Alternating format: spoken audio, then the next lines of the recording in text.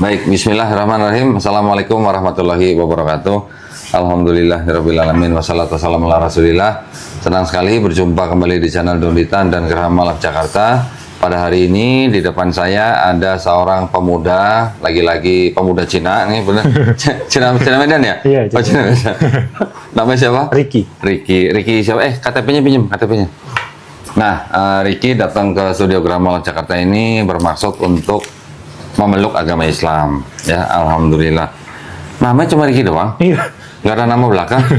Lu anak siapa ya? Nama Ricky doang. Oh, Ki berarti ya? Hah? Marganya Ki. Oh, marganya Ki ya? Enggak. KTP Jakarta Barat, agama sebelumnya Buddha. Ya. Tapi yang apa namanya? Tadi cerita Kristologi itu apa? Oh, pas saya mau masuk Kristen, saya pelajari. Oh, sempat masuk Kristen? Enggak. Oh, nggak jadi? Nggak jadi, Oh. karena saya pelajari dulu. Gitu. Oke. Oh, jadi dari Buddha belajar Kristologi, tadi mau masuk Kristen. Iya. Nggak jadi, Nggak jadi ke jadi. Islam. Iya, betul. Alhamdulillah. Memang kalau belajar Kristologi jatuhnya masuk Islam. Jadi. Alhamdulillah, ini saya pinjam dulu ya. Iya, boleh. Nah, gini. Ricky ini datang ke studio studio Gerham Malak Jakarta menyatakan keinginannya untuk memeluk agama Islam. Ya. Betul ya? Sebenarnya sebelumnya saya mau ada beberapa pertanyaan nih. Ricky ini mau masuk agama Islam ini atas kemauan sendiri atau ada paksaan dari orang lain? Kemauan sendiri. Alhamdulillah, karena di Islam nggak ada paksaan ya. Iya. La ikraha fiddin. Kemudian yang kedua, orang tua masih ada? Masih. Papa, mama? Tinggal mama. Tinggal mama. Mama sudah tahu? Udah tahu. Mau ke sini udah tahu? Udah tahu. Oh, udah tahu juga. Udah tahu. Hah, boleh apa enggak? Boleh. Oh, boleh. Alhamdulillah. Mamanya Buddha juga? Buddha. Oke. Berapa saudara, Ricky? 4. Nomor berapa? Aku 3. Nomor 3. Saudara udah tahu juga? Udah tahu semua. Nggak ada masalah? Ya, ada cuman udah oke lah. Oh, udah oke. Alhamdulillah. Nggak, bukan apa-apa. Kalau sampai mamanya menentang atau marah, bukan terus kita berhenti, enggak. Kita masuk Islam itu nggak perlu minta izin orang tua. Tapi kalau orang tuanya menentang, Ricky boleh membantah, tapi harus dengan cara yang paling lembut. Iya. Nah, itu aja pesannya. Ya. Yang berikutnya di dalam Islam itu kan ada syariat-syariat. Oke, setelah bersyahadat ada sholat, ada zakat, ada puasa, ada haji jika mampu. Ya. Apakah Ricky berjanji untuk melakukan syariat tersebut? Ya, berjanji. Alhamdulillah. Baik, nah karena Ricky ini sudah menghubungi lewat Suci ya. Jadi sertifikatnya udah disiapin. Jadi Ricky nanti tinggal bacain apa yang tertulis di sini. Yang dibaca ini aja, dari mulai sini. Pernyataan memeluk agama Islam ya. Terus ini sampai sini. Dengan ini saya nama siapa, nick sampai pekerjaan nggak usah dibaca. Ya. Agama sebelumnya aja apa. Oke. Habis itu baca ini sampai sini. 2 kalimat syahadat baru saya tuntun. Oh ya, baik. Ya. Ya. Dibaca dulu, ada yang salah atau enggak. Kalau ada yang salah bisa diperbaikin sekarang.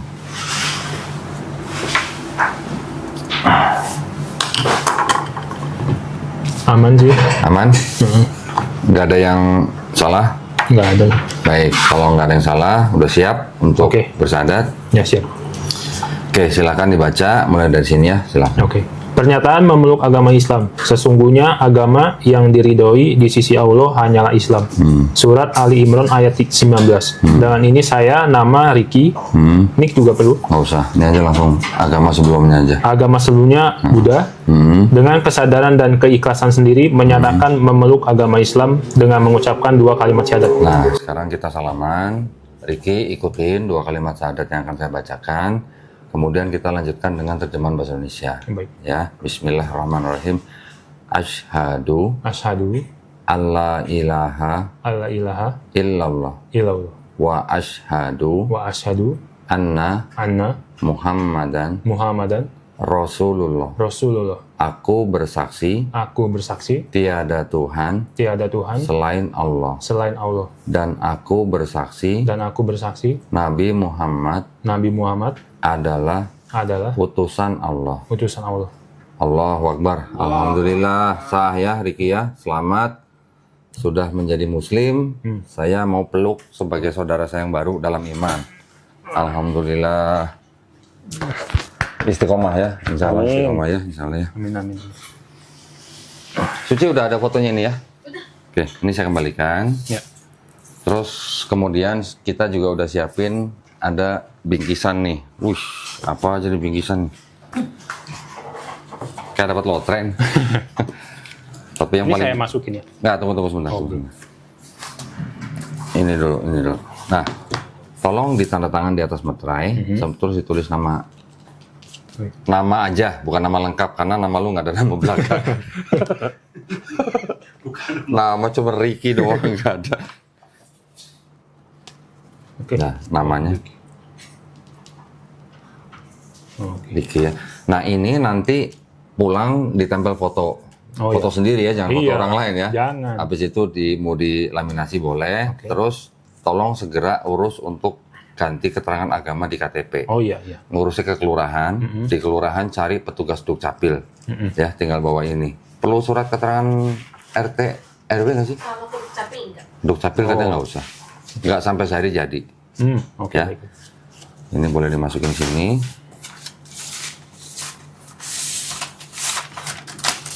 Oh, oke. Terus, nah ini ada buku petunjuk sholat. Udah bisa sholat belum? Belum. Oh belum belajar ya, nggak apa-apa. Ini buku petunjuk sholat dibaca semua ya, dibaca semua. Ini lengkap untuk kita bisa sholat sendiri. Oh ya, siap. Tapi kewajiban kita laki-laki ya sholatnya di masjid. Kalau belum bisa, ikutin aja gerakan imam. Kalau bacaan di gerakan-gerakan itu belum tahu, tinggal baca aja subhanallah gitu. Oh. Ya. Ini ada uang zakat, jangan dilihat jumlahnya. Ini adalah memang kewajiban kita kepada orang-orang yang baru masuk Islam. Oh, iya. Ya, tolong diterima aja dengan baik. Oh, iya. Terus kemudian ini ada buku Iqra, juga tolong diterima. Nanti harus belajar Iqra. Buat apa? Biar bisa baca Quran. Oh iya. Nah, ini Qurannya kita udah siapin juga.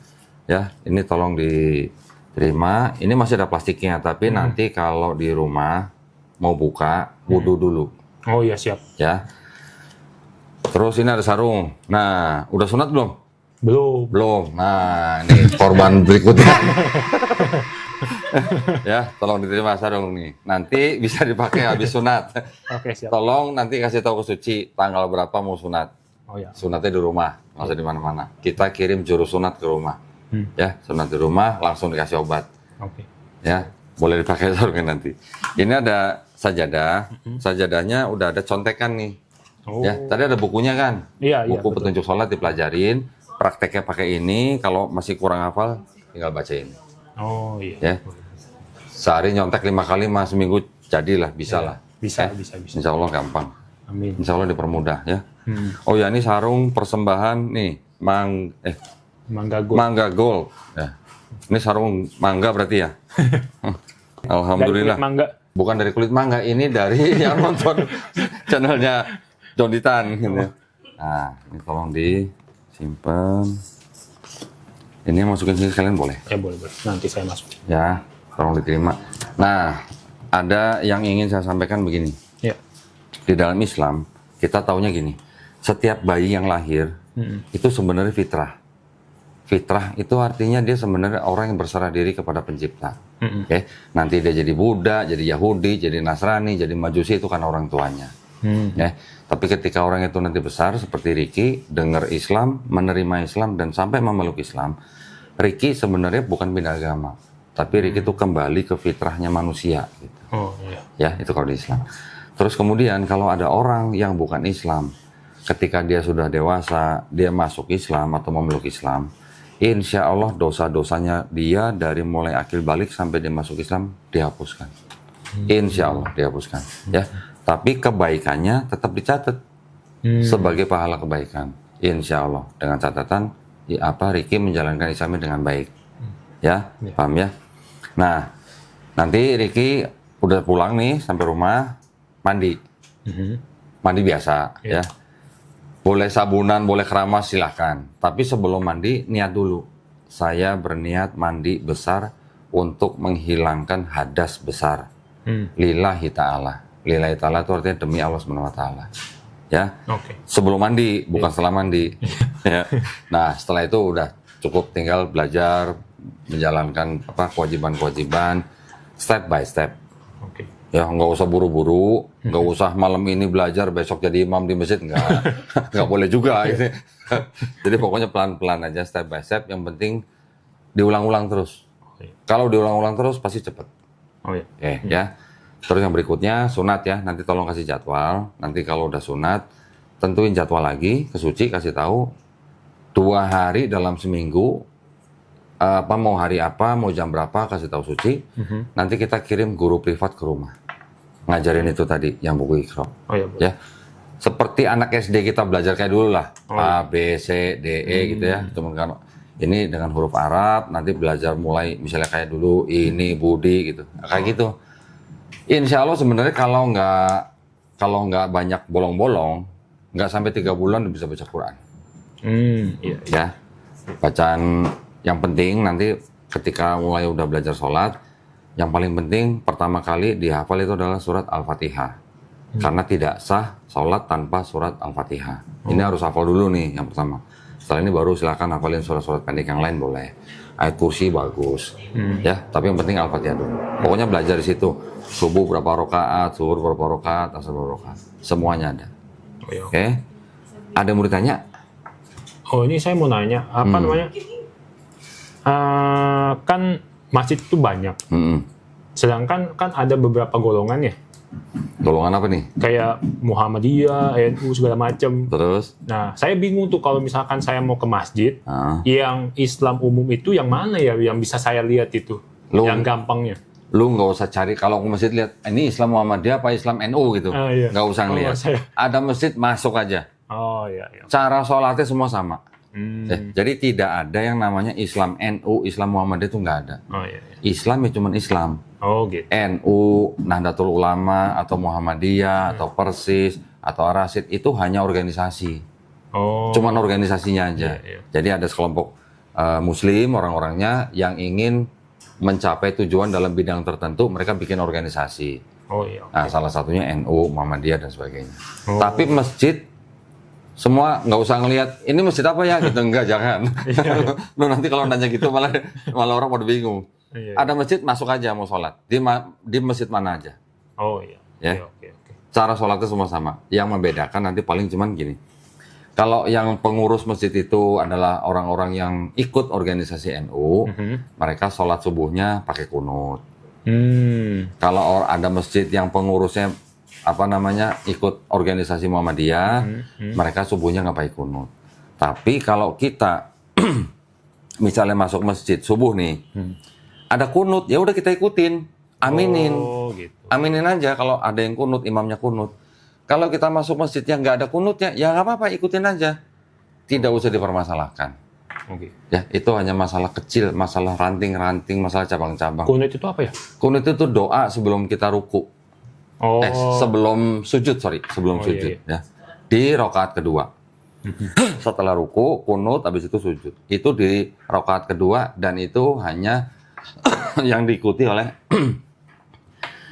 teman-teman kita yang di NU. Kalau imamnya kunut, lu aminin gitu. Oh, iya. Ikutin aja pokoknya. Oh, ikutin aja. Jangan berbuat sendiri yang beda gitu. Iya. Nanti malah orang jadi nyangkanya Jadi macam-macam. Oke. Tidak boleh dipermasalahkan. Itu bukan masalah. Ada lagi? Ini apa namanya? Kalau belum sunat, kalau sholat itu sah atau enggak? Insya Allah sholatnya sah, tapi yang bersih. Oh, Yang bersih, cuci luar dalam. Iya. Ya, pokoknya harus bersih, menjaga kebersihan. Kalau belum sunat, nggak apa-apa, sholat, insya Allah sah, tapi harus bersih. Oh, iya Pak. Oke. Berarti mandi dulu gitu lebih baik? Boleh, mau mandi dulu, mau sholat boleh. Oh. Pokoknya tahu sendirilah, yang tahu kan dia. Oh iya. Makanya buru-buru sunat, ya, biar nggak was-was. Iya. Jadi wudhu kan juga mensucikan kita, ya. Tapi kalau dalamnya kotor, ya najis ya, gimana gitu. Oh iya. Ya tahu sendiri lah. Pokoknya kita tahu kita bersih, insya Allah sah. Oke. Ada lagi? Itu aja sih kayaknya. Itu aja. Ya, jangan bingung. Nanti kalau misalnya ada yang nggak tahu, jangan sungkan-sungkan nanya. Boleh. Atau minta nomor saya ke Suci nanti boleh. Iya. Tanya. Boleh. Ya, atau nanya ke teman-teman yang lain juga boleh. Nanya ke pengurus masjid juga boleh. Ya. Tapi kalau misalnya belajar Iqra di rumah nggak masalah kan? Nggak masalah sih. Nggak apa-apa kan? Nggak apa-apa. Kalau nggak mamanya ajakin aja sekalian. Ya, pelan-pelan.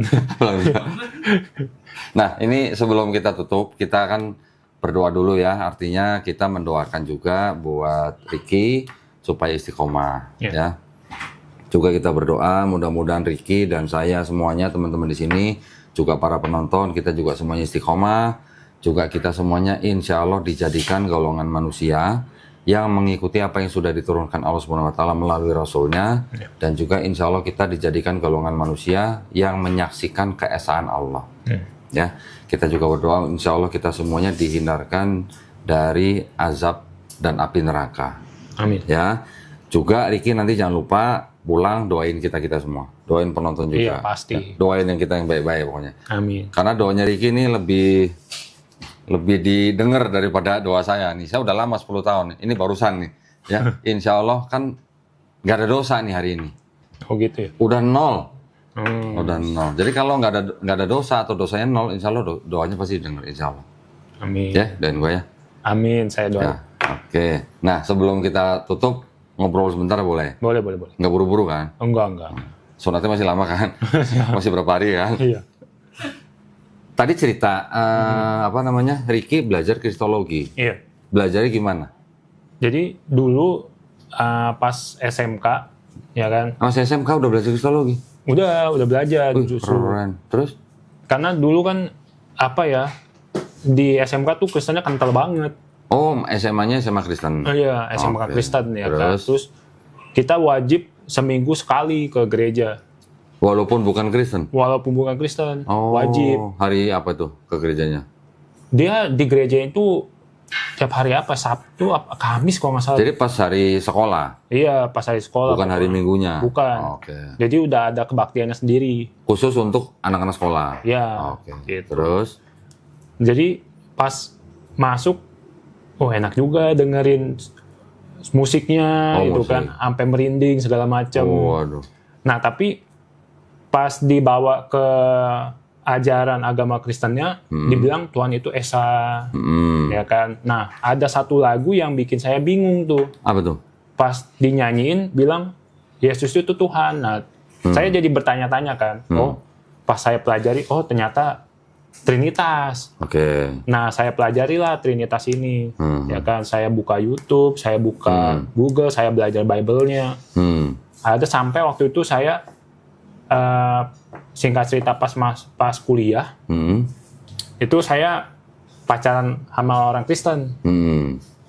Diajaklah ke gereja. Terus saya bilang, saya tuh belum terlalu mengerti sama Trinitas.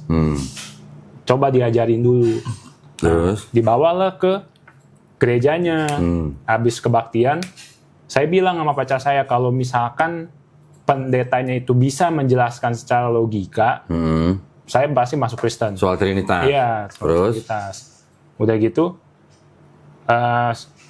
udah selesai kebaktian, saya tanya nih ke pendetanya. Saya tanya, Pak, saya kurang ngerti Trinitas itu gimana, padahal yang saya pahami itu kan Tuhan itu Maha Esa. Iya. Ya kan nggak mungkin jadi makhluk. Iya. Gitu. Terus ditanya, agama kamu apa? Dia bilang, saya Buddha. Nah, pendetanya bilang gini, sama. Dia agama Kristen sama kayak Buddha. Terus saya bingung kan. Samanya gimana, Apanya Pak? sama? Gitu. Terus? Pendetanya bilang gini, Buddha kan banyak Buddhanya. Jadi di Kristen juga sama, Tuhannya banyak loh. Tuhannya banyak. Terus saya jadi bingung loh. Terus? Saya bilang ke pendetanya, Pak, di agama Buddha itu tidak pernah mengklaim kalau dirinya tuh ciptaan. Hah? Kalau Nggak pernah dirinya Tuhan? mengklaim dirinya Tuhan. Ya kan? Dia itu mengklaim bahwa dirinya guru. Ya, ciptaan juga. Iya, ciptaan juga. Ya. Terus? Pendetanya bingung langsung. Ya kan? Tiba-tiba kayak bingung gitu dia kan. Habis itu nggak lama dia bilang, nanti saya ngobrol lagi ya, saya di atas ada urusan. Saya tungguin tuh 30 menit, 1 jam nggak balik-balik, ya udah saya pulang. nggak jadi jelasin Trinitas? Nggak jadi jelasin dia. Aduh, ya kan, akhirnya pulang, ya saya belajar sendiri. Nah, singkat cerita saya udah putus sama mantan saya tetap belajarin Tunggu sebentar. Tadi gerejanya gereja apa? Ingat nggak? di Bandengan.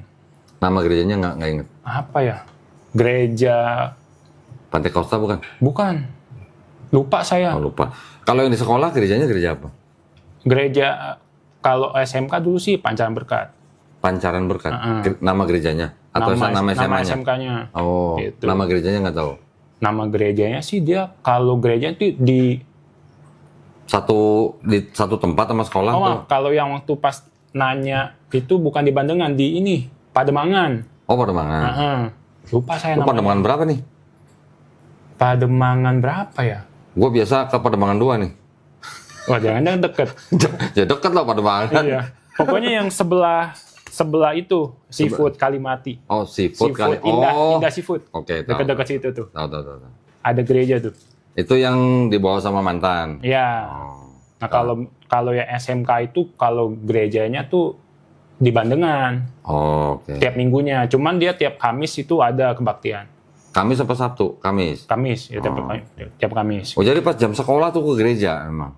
Iya, Pak. Khusus kebaktiannya itu aja. Oh. Tiap Kamis kalau nggak salah. Habis kebaktian balik sekolah lagi belajar gitu. Iya, balik lagi kita belajar biasa gitu. Nah, terus tadi setelah putus sama mantan, diterusin belajar kristologinya. Saya terusin. Jadi ceritanya belajar kristologi itu mau jadi Kristen maksudnya? Iya, awalnya karena kan, wah kayaknya di Kristen nih, apa ya,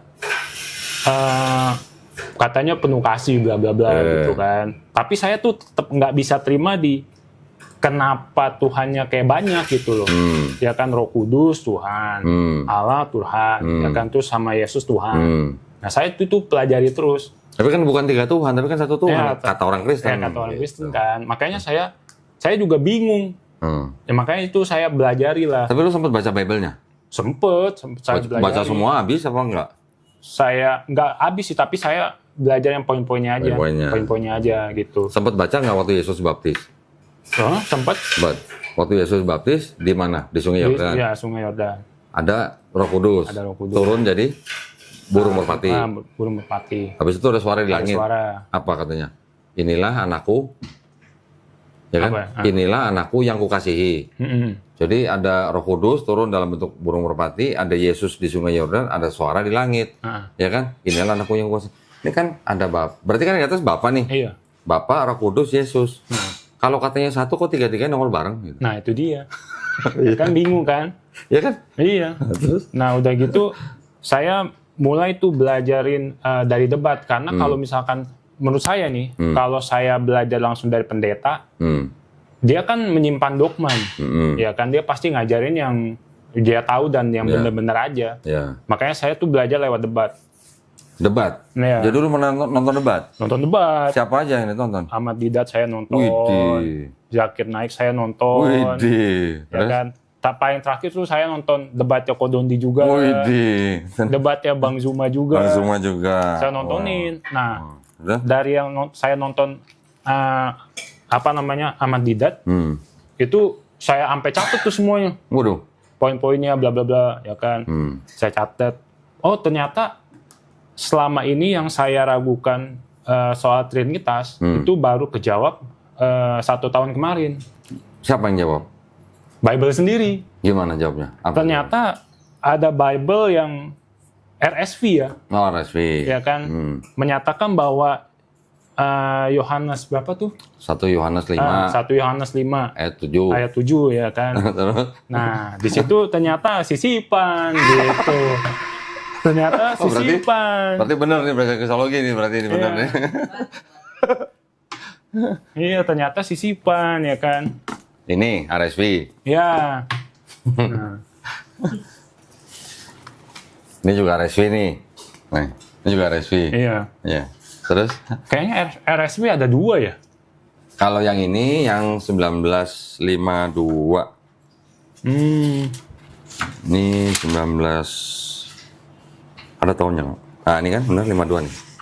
52 kan? Oh iya. Kalau yang ini Udah tua banget ya? 1952 mah nggak tua lah. Oh belum ya, yang Belum. 1600-an baru. Nih yang tua nih, Anda yang lebih tua nih. 1916. Ini 1560 nih, Geneva Bible. Ini ada lagi yang KJV. KJV ini 1611. Tapi edisinya ya. Iya. Ini sih cetakan baru, tapi ini edisi 1611. Oh. Nah, ini RSV juga. Ya, ini sama 1952. Nah, terus setelah lo baca ini, yang 1 Yohanes 5:7 itu sisipan gimana? Ya, berarti bener apa ya? Dari dulu saya udah ada logika lah gitu untuk berpikir kalau memang Tuhan itu nggak mungkin jadi ciptaan. Oke. Gitu.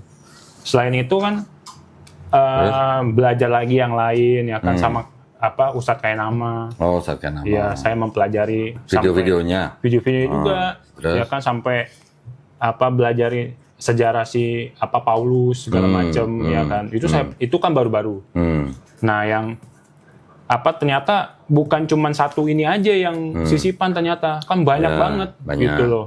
Dan 1 tahun kemarin saya baru belajar ternyata PL-nya Kristen ini ternyata dari Tanakh Yahudi. Iya, dari Yahudi. Yahudi. Ya, dari video siapa? Ya macam-macam. Oh, macam-macam. Saya pelajari semua gitu. Ternyata bahkan banyak sebenarnya romo-romo yang jujur gitu, ngasih tahu kalau kitab Tanakh sama Septuaginta itu udah banyak yang diubah di Septuagintanya. Gitu. Udah banyak sebenarnya. Berarti belajar ini kristologi beneran ya? Iya.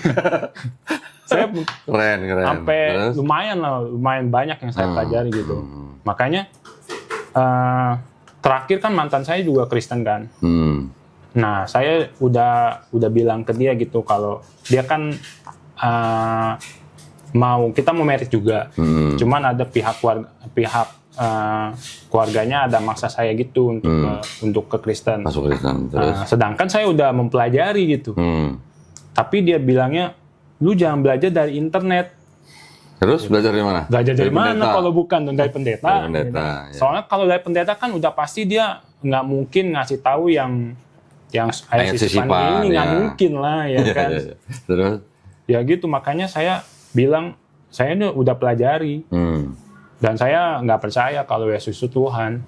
Ya karena ya memang kalau misal aslinya kalau kita pelajari Bible itu justru diajari kalau jangan nyembah Yesus. Yesus yang suruh malah ya? Iya. Matius 4:10. Iya. Nyuruh iblis nyembah siapa? Tuhan Bapa. Iya. Kalau kita mempelajari satu Bible ini, ya kan, nggak ada perintah untuk nyembah Yesus, nggak ada. Nah, itu. Nggak ada. Orang jelas kan di Yohanes berapa? Yang bilang Yesus itu adalah utusan.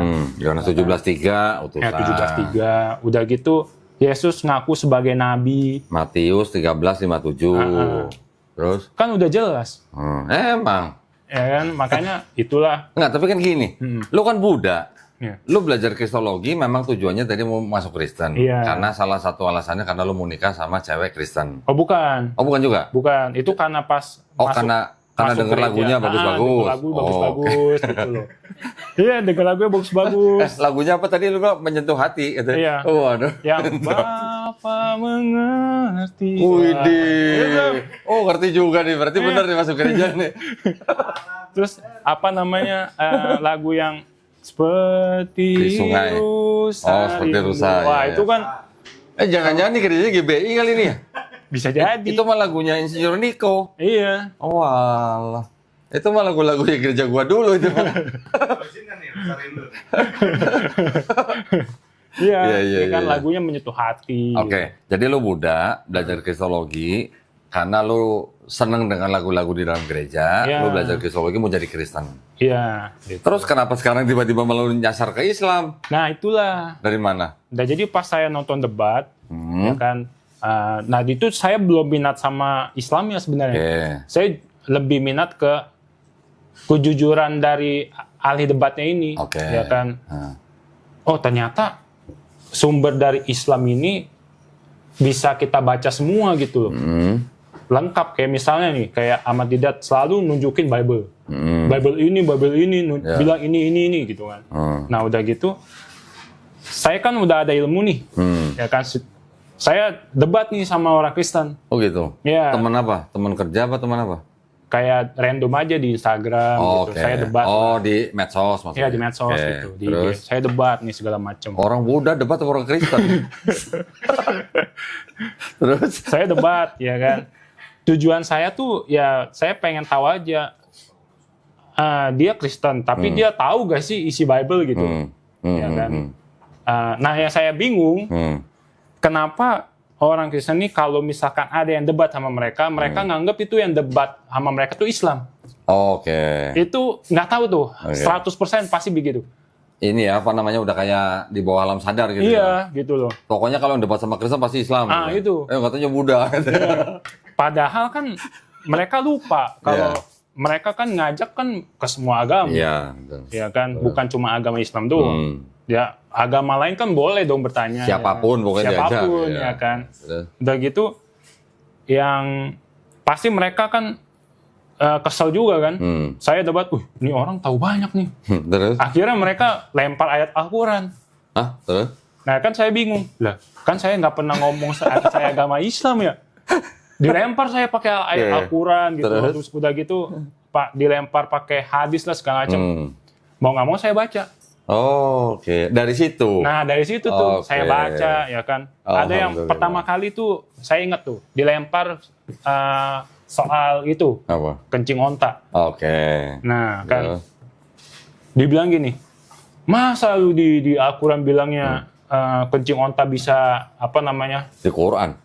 Di hadis ya. Di hadis. Kencing Quran bisa kencing Unta. unta bisa hilang penyakit. Ya. Lu minum dah tuh banyak-banyak. Terus? Bener gak ya? Ya kan? Saya cek nih hadisnya nih. Kirain lu langsung minum kencing unta. Enggak dong. Saya cek hadisnya, ya kan. Oh bener nih ada. Terus saya otomatis kan, oh iya ada nih. Ya. Saya cek dong ilmu kedokterannya dulu saya cek. Oh ternyata bener. Oh, oke. Ya kan ternyata bener kalau kencing onta pada dulunya bisa, ya kan, menyembuhkan penyakit yang belum ada obatnya. Ya. Tapi kan di situ tertulis jelas kalau ada obat yang kalau ada alternatif yang lebih baik, lebih bagus pakai itu. Iya. Kan nggak dipaksakan. Betul. Nah, terus saya bilang ke dia, ada kok ke dokternya. Terus Lalu kasih tahu ke orang Kristennya. kasih tahu, Terus? ada kok ini. Saya tunjukin artikelnya kan. Terus lu mau bilang apa? Ya kan? Terus dilempar lagi apa namanya? Masa iya Nabi Muhammad pedofil? Nah, saya belum tahu tuh. Oh. Nah, saya baca lagi. Terus? Saya baca, oh iya ada nih hadisnya. Ya kan? Tapi kan nggak bilang pedofil. Iya, tapi kan nggak bilang pedofil. Ya. Loh, tapi gini, selain saya belajar kristologi, saya kan suka sejarah. Nah, saya tuh kalau nonton Netflix Viking nonton nggak? Apa? Vikings. Nonton. Nah, itu kan sejarah itu Inggris. favorit gua itu. Nah, sama tuh. Itu kan sejarah terjadinya Inggris sama Ya. Kristen kan. Belum jadi Inggris, Saxon bilangnya. belum Bangsa jadi Inggris, Saxon, ya kan. Ya, terus? Dan di situ khusus sejarah besar kekristenan. Ya, betul. Lah, di situ juga ada kok. Nah, Pas kerajaannya masih Inggris tuh nikahin anaknya masih umur puluhan tahun juga mah ada. ya yang masih belasan. Masih belasan kan emang nggak ada 10 peraturannya. tahun. Iya, betul. Gitu kan, nggak ada peraturannya. Terus salahnya di mana? Kan udah jelas, tapi kan kalau di situ kan tertulis Aisyah kan udah balik. Ya kita pikir aja pakai logika. Adanya minimal umur itu kan pas tahun berapa? Kan nggak bisa disatuin zaman dulu sama zaman sekarang Iya. peraturannya. Yang Iya. peraturan yang buat siapa? Manusia. Manusia. Gitu. Orang sebut pedofil, pedofil itu kan dianggap sebagai penyakit. Sebutan pedofil sendiri baru ada di abad ke-19. Iya, Oke. itu kan. Nabi menikahi Aisyah dan orang-orang lain yang menikah dengan istri yang masih muda-muda itu jauh sebelum ada istilah pedofil. Iya. Dan pedofil ini penyakit. Penyakit tuh ya. Penyakit yang suka dengan anak kecil, Iya. ya. Dan apa namanya? Yang diincar sama orang pedofil ini kan ini korban. Ya, jadi kalau misalnya ada anak-anak perempuan itu kan korban. Ada nggak korban yang happy? Nggak ada. Kalau Aisyah nikah sama Nabi, Aisyahnya happy nggak? Happy. Baca di hadis happy semua. Lagi mana pedofil orang Iya kan happy gitu loh. Bukan korban. Nah, bukan korban. Lagi pula yang penting begini. Ini kalau membahas tentang tuduhan Nabi Muhammad SAW pedofil nauzubillah min dzalik, itu sebenarnya bisa mau menggunakan dua pendekatan. Ya, itu kan adanya di hadis Bukhari. Iya. Anggap saja hadis itu betul. Oke. Kalau kita menganggap hadis itu betul bahwa Nabi menikahi Aisyah pada umur 6 tahun dan berumah tangga pada umur 9 tahun, ini banyak dari sisi-sisi yang bisa kita cek dulu nih. Satu misalnya, orang Arab itu rasnya ras apa? Ras Kaukasoid namanya. Kita ini ras apa? Asia nih. Kita ras Mongoloid. Ras Kaukasoid itu yang sebenarnya hampir sama dengan orang bule, sama. Kalau ras Kaukasoid hidup di tempat yang panas, itu lebih cepat dewasa daripada kita. Oh, gitu. Iya. Jadi perempuan ras Kaukasoid umur 9 tahun hidupnya di tempat yang panas, juga dengan makanan atau diet yang mereka biasa makan itu memang bisa, dan saya juga pernah baca di artikel-artikel dari barat, itu memang bisa menyebabkan wanitanya lebih cepat dewasa gitu, dibandingkan dengan ras Mongoloid seperti kita. Apa namanya, bentuk tubuhnya aja mungkin jauh lebih besar daripada kita gitu. Kita di sini ngeliat anak 9 tahun mungkin kecil gitu ya. Kita ras Mongoloid, jangan lupa kalau itu ras Kaukasoid. Oh gitu. iya. Dari makanan juga, dari temperatur juga. Iya betul. Satu. Yang kedua, orang yang menuduh Nabi Muhammad SAW pedofil, dia berarti kan menggunakan standar moral zaman sekarang. Iya betul. Ya kan? Dibawa ke zaman itu. Nah iya. Kan? Kita tinggal tanya, tahu nggak siapa musuhnya Nabi Muhammad SAW yang protes pernikahan Nabi dengan Aisyah? Iya. Ada nggak musuhnya Nabi yang protes? Musuhnya Nabi kan banyak di Mekah atau di apa istilahnya di Madinah. Kan mereka tahu lah istilahnya musuh Nabi kan tahu kehidupan Nabi nih. Ketika Nabi menurunkan membacakan atau melafazkan ayat, musuh-musuhnya ini kan langsung ngomong, yang dia ngomong itu bohong. Selalu dia mengucapkan sesuatu yang negatif tentang Nabi. Ketika Nabi menikahi Aisyah, ada nggak omongan negatif tentang pernikahan Nabi dengan Aisyah? Nggak ada. Artinya apa kalau nggak ada? Ya sah-sah aja. Berarti normal pada saat itu, gitu. Iya. Karena kayaknya zaman dulu kan lihat wanita dewasa itu kan bukan dari umur. Betul. Ya kan? Dari kondisi fisiknya. Dari kondisi fisik, gitu. Jadi kalau 9 tahun itu ras Kaukasoid di tempat yang panas, dia lebih cepat dewasa, bahkan sudah bisa puber gitu. Iya. Sudah bisa balik gitu. Bahkan di Indonesia sekarang umur 9 tahun, 10 tahun juga ada. Ada juga. 7 tahun ada. 7 tahun ada juga kayak. Coba lu pulang nanti tanya menyokap, Mah atau Mi gitu. Tanya dulu nenek itu nikah umur berapa gitu tanya. Iya.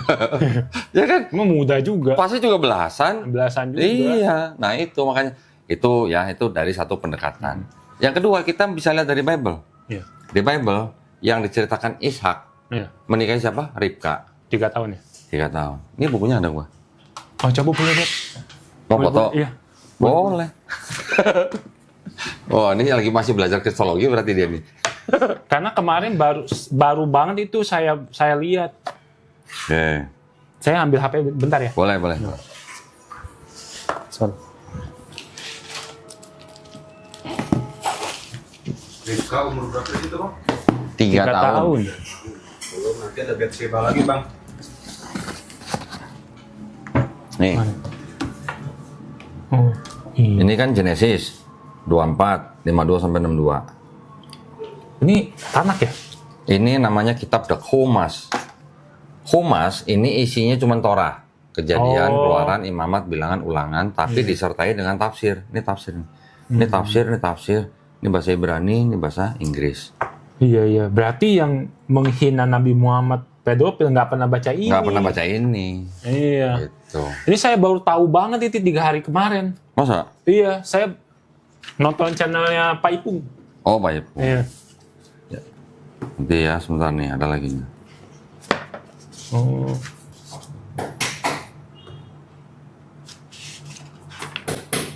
Udah pernah baca di di dalam Islam kita mengenal bahwa Nabi Ibrahim alaihissalam itu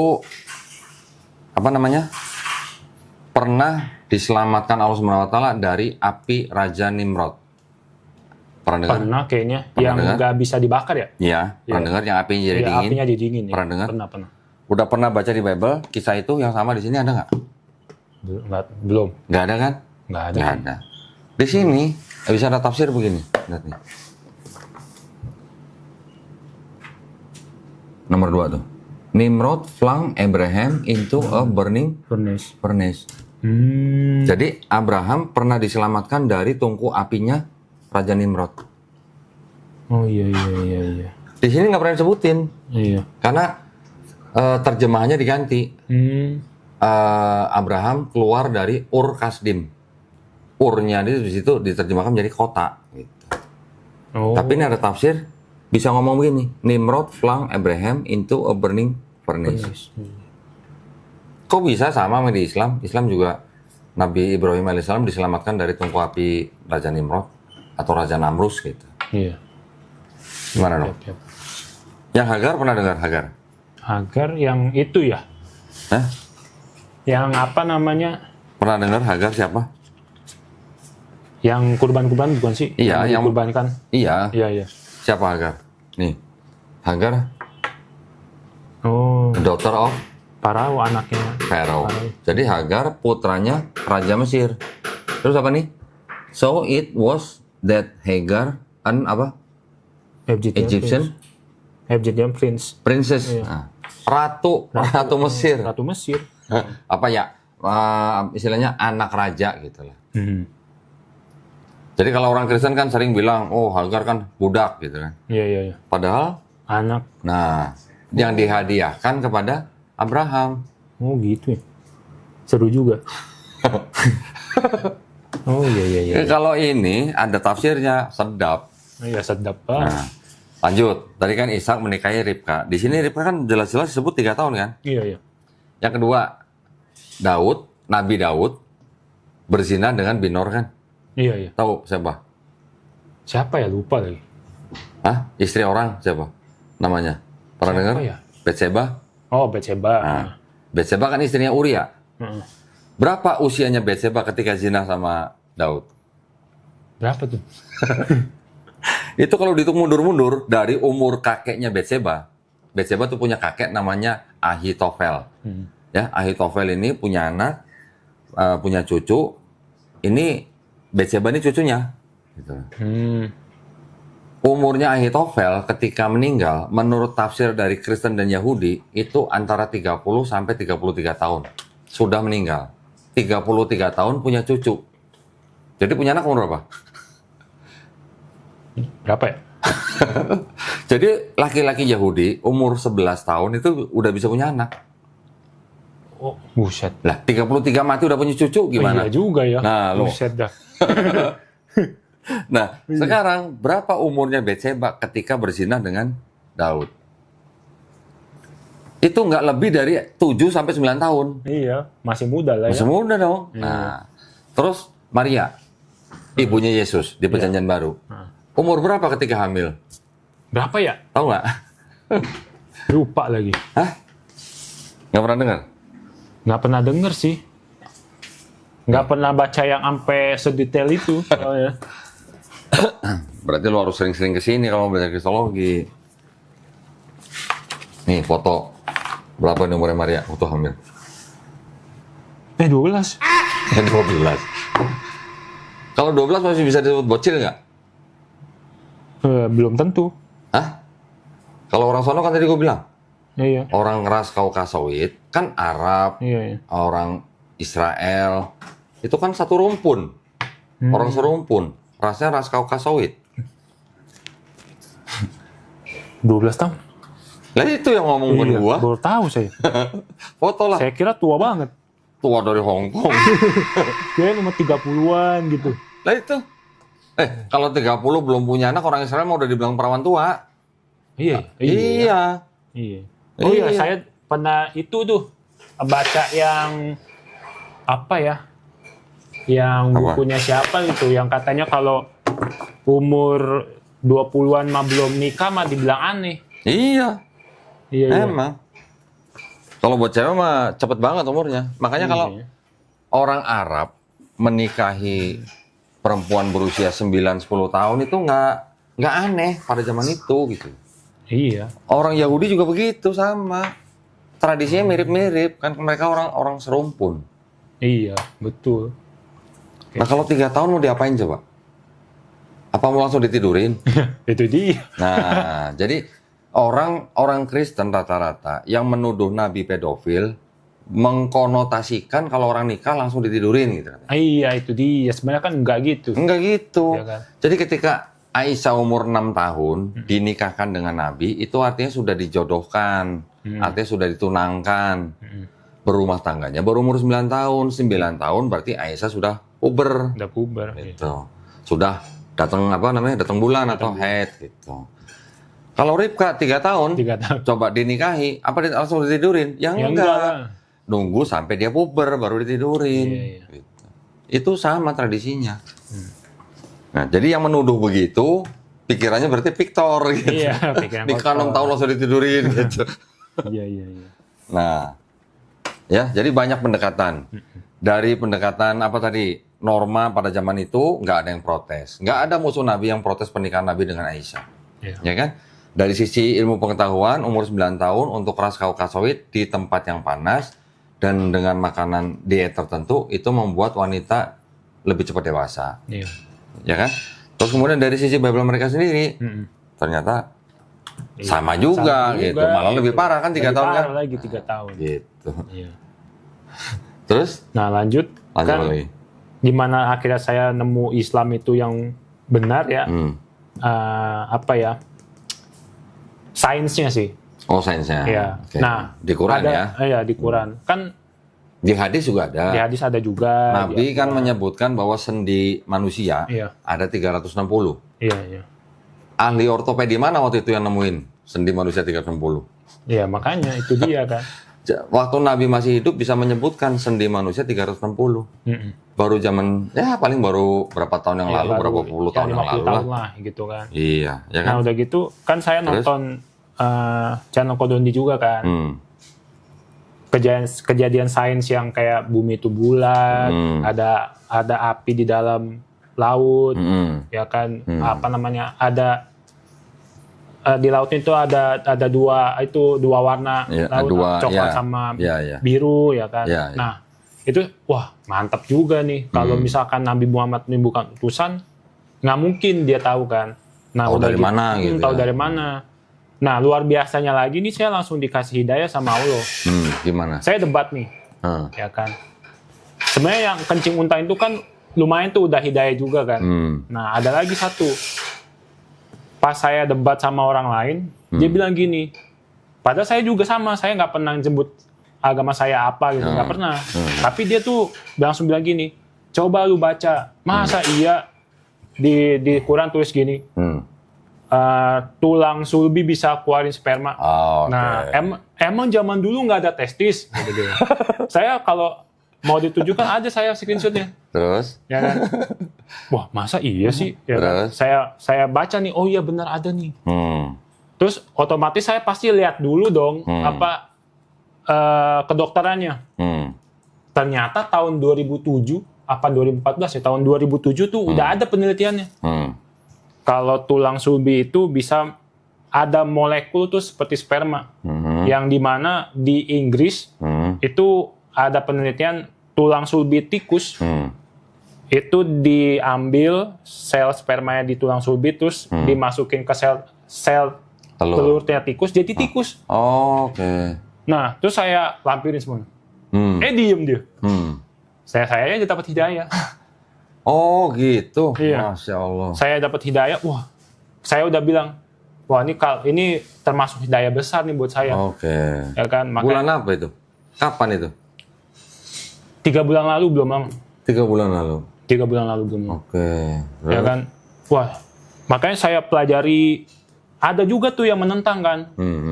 Terus dia bilang, saya debat sama orang lain lagi nih, ada yang menentang kalau gimana caranya? Apa hubungannya tulang sulbi itu bisa keluarin sperma? Ya sekarang saya kasih artikel kedokteran gitu. Bahkan di Halodoc ada. Kalau tulang punggung itu cacat, bisa mempengaruhi kualitas sperma, Iya. bisa mempengaruhi produksi sperma. Kalau itu nggak ada hubungannya, mana mungkin? Berarti kan di Al-Quran itu kan benar. Nah itulah. Masya Allah. Makanya pas saya tahu itu, wah saya udah nggak bisa nunda lagi. Makanya kan saya langsung hubungi itu kan, Coba Suci. Suci. Oh, oke. Saya mau syahadat gitu. Masya Allah. Gitu. Berinding gue jadinya. Tapi memang benar pas setiap saya nonton Bang Zuma gitu, saya baca Al-Quran tuh saya merinding terus. Oh ya? Masya Allah. Merinding saya. Makanya ya mungkin cerita saya ini cuma sedikit tapi bisa membantu lah. Maksudnya bisa membantu orang untuk membuka logika. Gitu. Orang yang debat sama lu di medsos itu nggak tahu bahwa dia berdebat sama orang Cina, Buddha lagi ya? Iya, gitu. Iya kan? Dipikir pasti Muslim gitu ya? Iya, dipikir Muslim. Ternyata bukan gitu. Banyak banget sampai saya mempelajari Kristen itu apa, segala macem. Nah gini, tadi yang masalah sperma keluar dari antara tulang dada dan tulang sulbi, itu kalau tadi mempelajari tentang tulang sulbi ternyata ada unsur atau sel spermanya di situ dengan percobaan tikus dan macam itu apa istilahnya, Masya Allah, itu memang istilahnya walau alam lah ya, Allah yang tahu lah ya. Itu dari sisi pengetahuan. Tapi kalau kita lihat dari sisi bahasa, sebenarnya jawabannya simpel. Itu kan adanya di Quran surat At-Tariq ya. Quran surat 86 ayat ke-5 sampai 8. Maka hendaklah manusia memperhatikan dari apa dia diciptakan. Ayat 5 nih. Ayat 6-nya, dia ini siapa? Manusia kan? Diciptakan dari air mani yang terpancar. Betul kan? Ayat 6. Ayat 7-nya apa? Yang keluar dari antara tulang punggung atau sulbi dan tulang dada. Ya kan?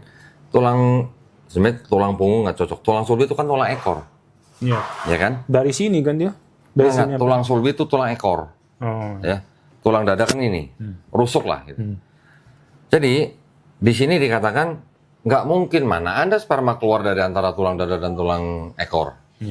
Tapi ternyata karena mereka baca terjemahan udah gitu menggunakan kaidah bahasa yang taunya cuma orang Indonesia aja gitu. Ini ada masalah begini. Di ayat yang ke-7 itu ada ayat yang berbunyi yakhruju mim baini sulbi wat tauraib. Ya, artinya yakhruju itu yang keluar. Arti yakhruju itu memang artinya bisa diartikan yang keluar. Tapi orang pikir baca dengan kaidah bahasa Indonesia.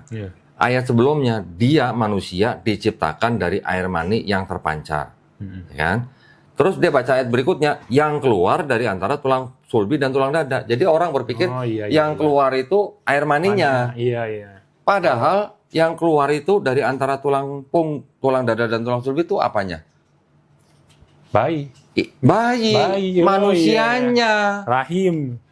Sekarang kalau ibu ketika sedang mengandung anaknya, bayinya di rahimnya, ketika anak itu sudah siap keluar, bayi itu adanya di mana? Di sini. Ya di antara tulang dada ibunya dan tulang sulbi ibunya. Betul apa enggak? Betul. Jadi yang keluar ini adalah manusianya. Sebenarnya ada titik gitu ya, tapi orang sobos aja gitu. Nah, ini kan tulang dada, ini kan tulang sulbi. Kan bayi adanya di sini. Berarti bayi itu berada di antara tulang dada dan tulang sulbi ibunya. Yang keluar dari antara tulang dada dan tulang sulbi itu manusianya.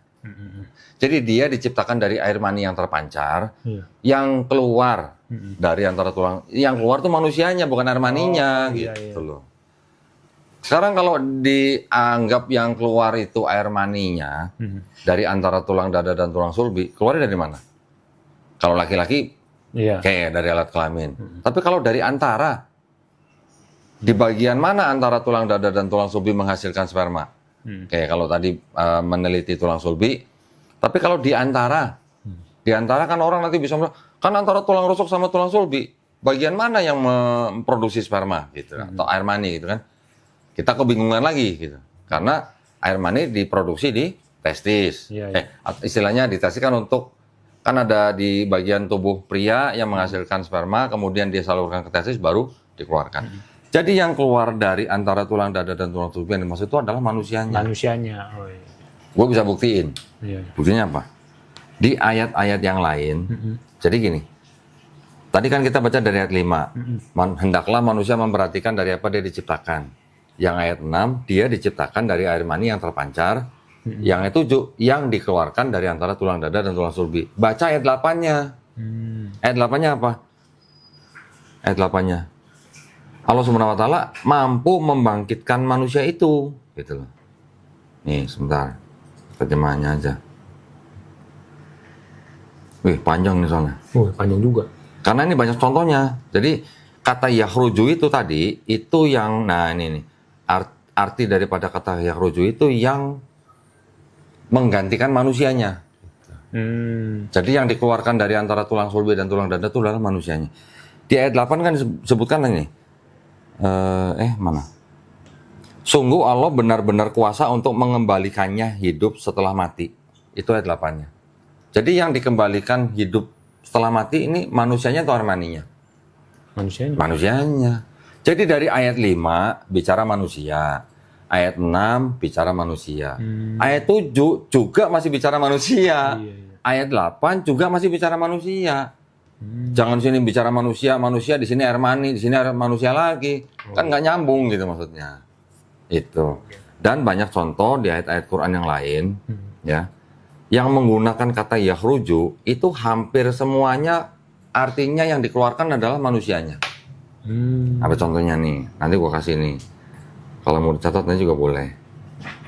Ada di Quran 2 contoh aja nih ya. Sebenarnya banyak. Iya. Quran surat Al-Hajj ayat 5. Di sini ada kata-kata bahasa Arabnya tuh nukhrijukum. Ya. Ini kata dasarnya kan sama. Di sini diartikan apa? Kami keluarkan kamu sebagai bayi. Manusia. Ada kata yakhrujunya. Kemudian di contoh lain di Quran surat An-Nahl ayat 78. Dan Allah mengeluarkan kamu dari perut ibumu dalam keadaan tidak mengetahui sesuatu pun. Di sini kata bahasa Arabnya akhrajakum. Ini kan cuma kosakata yang berubah dari satu akar kata yang sama gitu. Paham nggak? Paham. Masih banyak contohnya ayat-ayat Quran yang lain. Nih segini banyak. Al-Maidah 22, 37. Tadi apa? As-Sajdah 20, Al-Qamar 7, Al-Hasyr 2, 12, Al-Baqarah 257, An-Nahl 78. Nanti kalau mau catat nanti saya kirim, cek di situ. Ada nggak akar kata yakhruju di dalam ayat-ayat ini dan yang dikeluarkan itu manusia atau apa? Oh iya. Itu jawaban yang paling enak kalau gue sih. Paling enak ya. Contohnya ada soalnya, buktinya ada di Quran. Gitu. Tapi luar biasanya terbukti juga. Dari sisi sains, insya Allah terbukti kan? Terbukti juga gitu kan. Iya. Kalau di sulbi ternyata ada Betul. molekul sperma. Betul. Jadi memang ada 2 pendekatan jawabnya. pendekatan, Iya. ah. Mau pakai yang itu boleh, mau pakai yang ini boleh. Iya. Mungkin kalau misalkan yang buat terus di dada ya mungkin tuh lebih ke nanti Iya. bayinya. Maksudnya tuh bayi. Iya. Jadi gini, kita ketika memahami sebuah atau beberapa ayat, kita usahakan jangan sampai lepas dari konteks gitu. Iya. Kalau kita melepaskan diri dari konteks, kita nggak dapat gambaran utuhnya maksud ayat-ayat itu apa. Tadi seperti saya bilang, ayat 5 bicara manusia. Iya. Ingat nih, lu harus ingat diciptain dari apa? Iya. Lu diciptain dari air mani. Air mani yang terpancar. Yang terpancar dari mananya kan tidak dijelaskan detail. Iya. Tapi ayat 7-nya yang keluar atau yang dikeluarkan dari antara tulang dada dan tulang sulbi. Yang dikeluarkan ini manusianya, bukan air maninya. Iya. Ayat 8-nya juga dijelaskan bahwa Allah benar-benar kuasa menghidupkan dia setelah mati. Berarti lagi ngomongin manusia. Iya.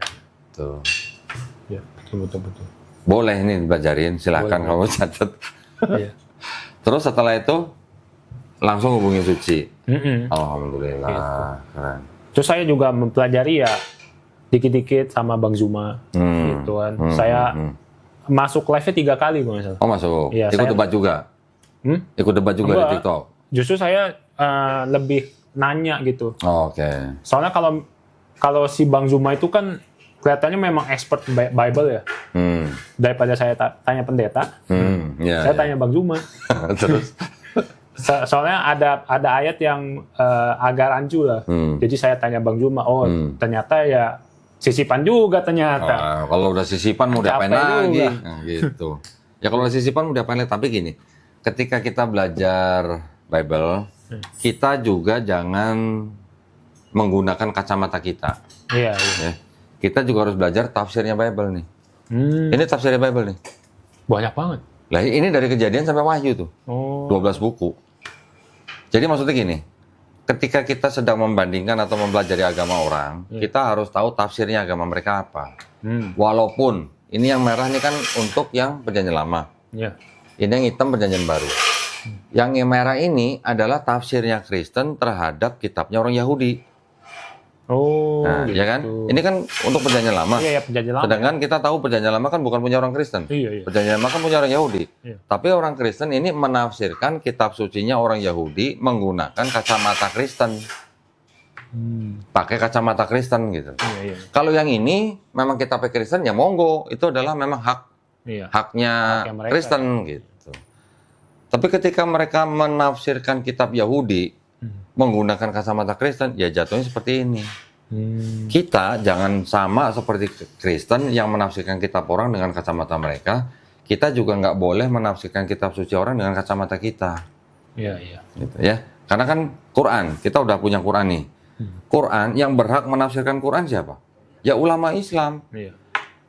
Tanah kitab sucinya orang Yahudi. Yang berhak menafsirkan siapa? Ya ulama orang Yahudi. Iya. Begitu juga dengan Kristen. Tapi Kristen kan separuh nih. Iya. Yang separuhnya punya Yahudi nih. Iya. Kalau mereka punya hak untuk menafsirkan PB, betul.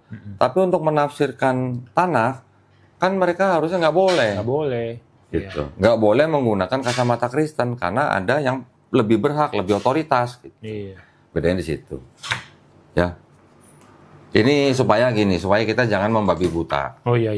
Maksudnya kita bilang Kristen salah menafsirkan PL misalnya. Tapi kita juga klaim di kitabnya orang Yahudi ada nubuat buat Nabi Muhammad SAW. Contoh begitu. Nah kalau kita klaim juga begitu, terus apa bedanya kita sama Kristen? Iya. Sama aja kan? Sama aja. Gitu. Kecuali kalau benar-benar di kitabnya orang Yahudi tertulis nama Muhammad gitu. Ada kata-kata Muhammadim atau Mahamadim di Kidung Agung 5:16. Tapi kan itu apa ya? Kalau kita ganti dengan kata Muhammad terus diterjemahkan satu kalimat kan jadi beda artinya.